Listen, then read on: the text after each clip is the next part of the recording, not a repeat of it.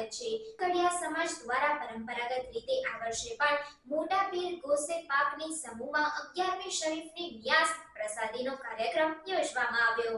ડભોઈ કડિયા સમાજ દ્વારા પરંપરાગત દર વર્ષની જેમ આ વર્ષે પણ મોટા પીર ગોશે પાકની સમૂહમાં 11મી શરીફની નિયાસ પ્રસાદીનો કાર્યક્રમ ગતરોજ રાત્રિના સમયે કચેરી રોડ શણગારવાડી પાસે રાખવામાં આવ્યો હતો, જેમાં આશરે 5000 ઉપરાંત લોકો પ્રસાદી જમવા માટે સમગ્ર શહેરમાંથી ઉમટી પડ્યા હતા।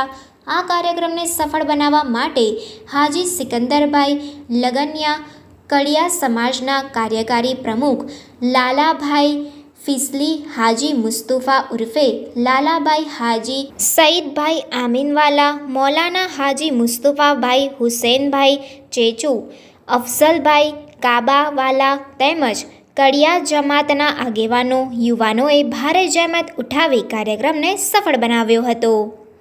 Reporter Sarfaraz Pathan, secular Gujarat news, Dabhoi.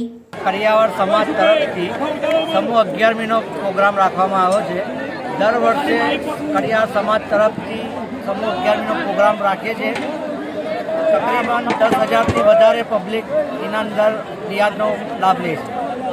કઈ જગ્યા પર આ પ્રોગ્રામ થાય છે? ડભોઈ કરિયાવર સમાજનો પ્રોગ્રામ થાય છે, નગરપાલિકા 4 રસ્તા પાસે। કેટલા સમયથી થાય છે આવો પ્રોગ્રામ? લગભગ 10-15 વર્ષથી આ પ્રોગ્રામ રાબેતા મુજબ ચાલે છે।